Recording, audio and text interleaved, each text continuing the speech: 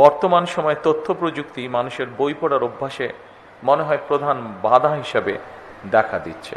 Internet আসক্তি তরুণ প্রজন্মকে খুব সম্ভবত বই বিমুখ করে তুলছে ধীরে ধীরে। বিশেষ করে বইয়ের প্রতি তরুণ প্রজন্মের আগ্রহ বাড়ানোর উপায় আমাদেরকে বের করতে হবে। বই পড়ার গুরুত্ব সম্পর্কে নতুন কিছু করে বোধহয় বলার নেই। জার্মান দার্শনিক মার্কুস সিরেলের একটি উক্তি এখানে আমি খুব প্রাসঙ্গিক মনে করি।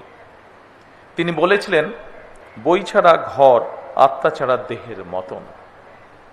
বিজ্ঞানী এবং গবেষকরা বলছেন, বই শুধুমাত্র বিদ্যা শিক্ষা কিংবা অবসরের সঙ্গী নয়, বরং বই পড়া মস্তিষ্কের জন্য এক ধরনের ব্যায়াম।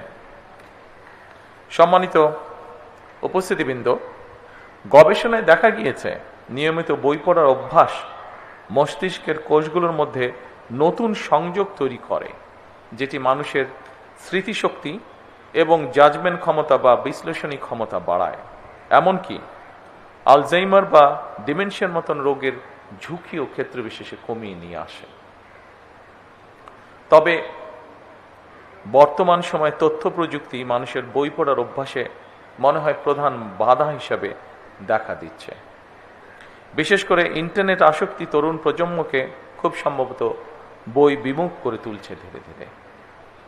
ইন্টারনেটে অবশ্যই বই পড়া যায়, তবে গবেষকরা বলছেন, বইয়ের পাতায় কালো অক্ষরে লেখা বই পড়ার মধ্যে যে জ্ঞানের গভীরতা উপভোগ করা যায়, সম্ভবত একইভাবে দিনের পর দিন কম্পিউটারে মনিটরে ডুবে থেকে জ্ঞান অর্জন হয়তো সম্ভব, তবে শরীরে এবং মনোজগতে এর একটা সাইড এফেক্ট বা পার্শ্ব প্রতিক্রিয়ার প্রভাব রয়ে যায়।